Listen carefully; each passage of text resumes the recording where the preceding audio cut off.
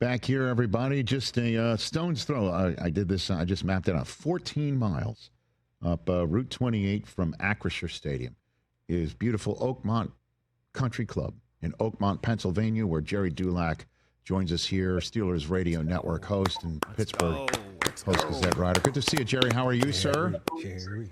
Rich, I am fine. There's only two things that could take me away from the U.S. Open, and the other one is you. Do I ask a follow-up or just let that one lie, Gerry? I apologize for my backdrop. It's not my usual mahogany wood office setting. I'm trading it in for my radio booth here at the U.S. Open, but it's the best I got for you. I'm sorry. I love it, man. I've seen the conditions look treacherous, sir, to say the least. Yeah, it's a brutal setup. You know, it always is. I mean, it's the way the members love it. But USGA takes control of the golf course, and it's nasty rough. Yesterday, they had the green speeds at an unheard of 16 feet. For the tournament, they said it'll be 14.5 to 14.9. And that is, almost unheard of. They're known as the fastest greens of the world. And trust me, Rich, they are. Have you walked the course, Gerry? Have you walked it? I've walked it many times over the years. I bet. I haven't yet, but I will get out tomorrow. But I'll walk more of it, once Thursday comes. But, I played it a couple weeks ago, so I'm well aware of what it's like. So. I imagine they had yet to cut the rough when you played, right? They were probably still growing it out 2 weeks ago. They had it just as high. And in fact, because they're not cutting it down, if anything, they will level it off at 5 inches when the tournament starts. So it's conceivable, and it was even that day, that it could be a little bit higher, but they'll cut it down to 5 inches. They won't let it grow up. It's already up that high and has been that high. 5 inches. I mean, you could find your ball just by stepping on it. Unbelievable. Miraculously, Rich, when I played a couple weeks ago, I played with the same ball. Gerry Dulac, you played. Hold on a minute. Gerry Dulac joining us here from Oakmont Country Club. Before we get into the Steelers stuff, you played Oakmont 2 weeks ago, didn't lose your golf ball, not a single time. That is correct. And that is usually the case out here because of the caddies. They're like eagle eyes. Okay. But I played with the same golf ball, which is, and with that rough is really surprising. What an accomplishment. I'll clap for you, man. That's unbelievable. I don't know if it's a badge of honor or just sheer luck, but whatever it was, we found my ball whenever it went in the high stuff. Okay, so do you want to give us your score or no? No, I prefer not to, because then people think I've been playing too much and not working hard enough. But you know the answer to that. Okay, Gerry. All right. I will tell you this, Rich. Yes. I made 12 pars that day, so I'll tell you that. Okay? Gerry Dulac joining us here on the Rich Eisen Show. Looking up Gerry's handicap from now. the Media Center at the United States Open at Oakmont Country Club. All right, let's talk about what's happening down Route 28 down in Steelers country. What happened to bring Aaron Rodgers into the fold finally? Rich, I've told you all along that it was a one-year deal. My understanding was it was for less than $20 million, the total package. And, of course, with all the incentives, the potential incentives, it comes in just under $20 million. It's obviously a very affordable deal, but this is what they believed all along, that Aaron Rodgers told him he was going to take his time. He did. The Steelers all along have believed he would be here to be their starting quarterback, and he is. So while they took a lot of arrows and darts about Aaron Rodgers playing them and using them, and it not being the Steeler way to sit and wait for a guy who's 41 and who has let's face it, a questionable history of strange behavior. This is what Mike Tomlin wanted. Art Rooney had gone along with it, and here they are. They believed that this would happen for the longest time, and so it is. And now the question is, what will we see from Aaron Rodgers? Any thing that you could share that you would know as to why Rodgers waited until now to come in? Yeah, nothing I know personally, Rich, to be perfectly honest. We know what he said on a national broadcast about family, some issues and friends and whatnot. He's going to address the media tomorrow here, and maybe he'll be more enlightening. But as far as the Steelers go, again, all I was ever told is that they told him he's going to take his time, and for whatever reason that was, that's exactly what he did. And it seemed a little ridiculous at times, but for the people who thought the Steelers were sitting there hoping and praying and twiddling their thumbs, is he coming, is he not? That was never the case. They had always believed that he was coming. Now, I guess he could have always said, "Look, I think I might want to retire."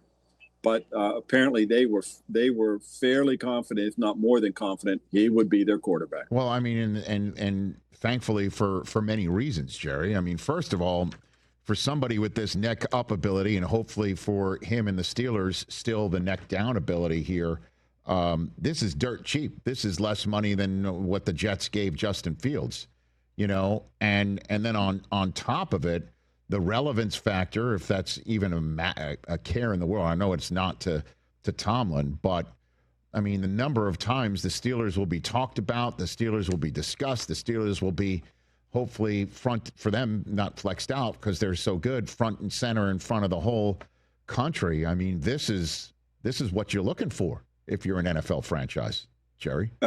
Rich, I was talking with Jim Nantz the other day. He actually came on my golf radio show, but we were talking off the air, and he said, that CBS's, some of their national broadcasts with him and Tony Romo were contingent on the Steelers. They were relying on the Steelers being successful this year, and Aaron Rodgers was a part of that. And it starts right from week one in New York against the Jets. So, we'll see which Aaron Rodgers this is. Is it the one who won only 5 games last year with 3 better receivers and a better running back than the Steelers had? Or can he somehow, with in a new environment, certainly a different culture, and certainly with a more stable, more successful head coach, maybe you get a glimpse of a 4-time NFL MVP. I think all the naysayers and people complaining, the Steeler fans who were upset at the feeling that the Steelers are being held up by this guy, I would be willing to bet that half of them now have converted into having some sense of excitement that Aaron Rodgers, let's face it, Rich, he's as big as it gets among quarterbacks in the NFL, even though I know he's past his prime days. But that's the reason you and everybody else want to talk about Aaron Rodgers, whether he signed with the Steelers or whether he didn't. He's as big as it gets, let's face it. Gerry Dulac joining us here on the Rich Eisen Show. So how does it work? I know you had concerns last we spoke that he's not even a fit in Pittsburgh. What do you think? How does this work? Yeah, Rich, I don't know that he was so much as a schematic fit. Remains to be seen. It's just that the whole situation did not seem to fit with the Steeler way, the Steeler culture, if you will.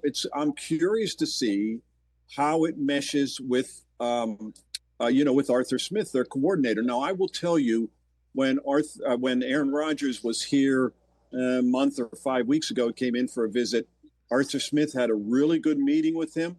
He was very encouraged and he was excited about him potentially coming.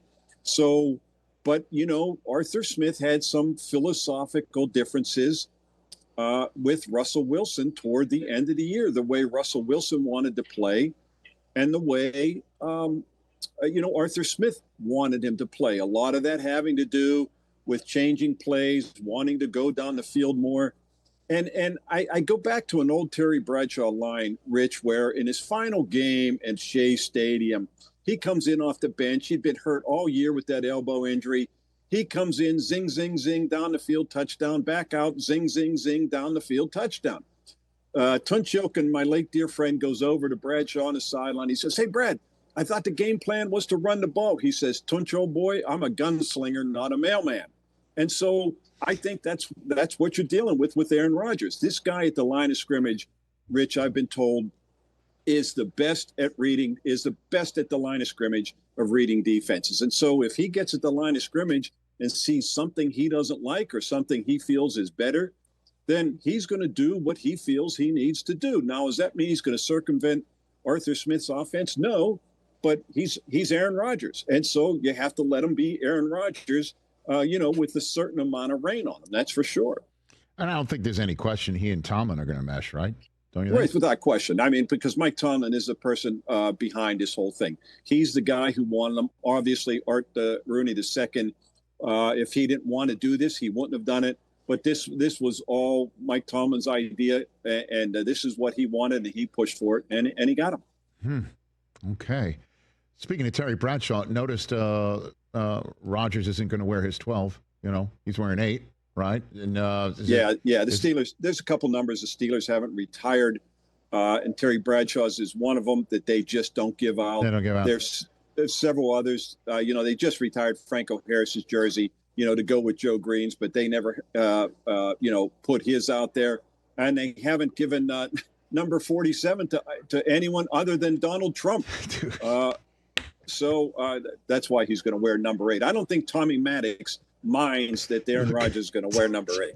Gerry Dulac bringing the noise right here. I guess I'm just mentioning, was this part of the bark chewing business? Like Terry did not hold back about his 2 cents on Rodgers, and Rodgers making the Steelers wait, or at least not coming in immediately. And is that just what was your 2 cents on Terry's response? One, he called it a joke, and that's the way a lot of people, Steeler fans, viewed it. Maybe non-Steeler fans viewed it. But I've learned since he was a player that I take everything Terry Bradshaw says with a grain of salt. I mean, I like the guy, but he says one thing, and then another day he says something else, totally opposite. So anything he usually says, I kind of basically, Rich, let go in one ear and out the other. So what's your concern? What's the level of concern for the Steelers right now? Or what do you think needs to be worked on or proved, or for this team to get over the hump, which is, I can't believe I'm saying this about the Steelers, but such is the case, making the playoffs and winning a game. And moving forward. What do you think? Yeah, winning the game is the big thing, Rich. They made the postseason 4 of the last 5 years, so it's not a franchise in disarray or where the sky is falling. Are they a better team at this time now than they were at this time last year? I personally don't think so, because when you lose 10 of 22 starters, it's difficult to say without many major changes. One, of course, DK Metcalf. But you lose a guy with George Pickens. Now, DK Metcalf is a step above George Pickens, no question. But you're kind of right back to where you were last year, where you have a number 1 receiver, and then who's number 2? They have a lot of high hopes for Roman Wilson, their 3rd-round pick last year, who missed the entire season. But I still believe that they will go out and get some other type of number 2. They brought in Robert Woods. I don't think he's that guy. He's a step above Van Jefferson, but he's at this point in his career, he's not the number 2 you're looking for.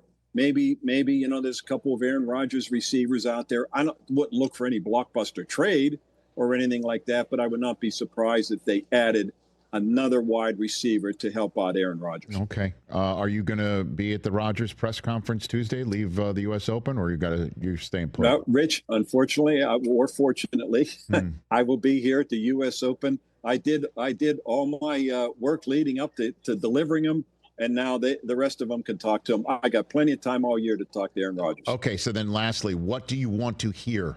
What do you want to get out of the Rodgers press conference Tuesday, Gerry? I think I don't want to say his level of commitment, because I don't know that that's questioned, but sometimes it is with him, and I think it's more what he feels he is entering here in terms of the players he has to work with. And, how committed are the Steelers to putting those pieces together? I will tell you, they are very committed. Now, where they go from here, we shall see. But I'm just curious to hear what he has to say. I don't know that there was one thing in particular, Rich, I needed to hear him say, but I am curious to hear what he does have to say. Okay. You want to make your call on who's winning the U.S. Open, Gerry? Mike, look, it's easy for me to say Scotty Scheffler. I really like the way Bryson DeChambeau has been up on major boards. Rory's struggling with the driver. My pick is Jon Rahm. Okay. Gerry Dulac says Jon Rahm will take it home in Oakmont. Thanks for the time, Gerry. Appreciate it. Rich, anytime for you, Thanks, pal. Appreciate it. That's Gerry Dulac, Steelers Radio Network host and a man who knows everything about the Steelers, joining us here live from Oakmont Country Club. Catch the Rich Eisen Show live weekdays from 12 to 3 p.m. Eastern on Roku Sports Channel in the U.S.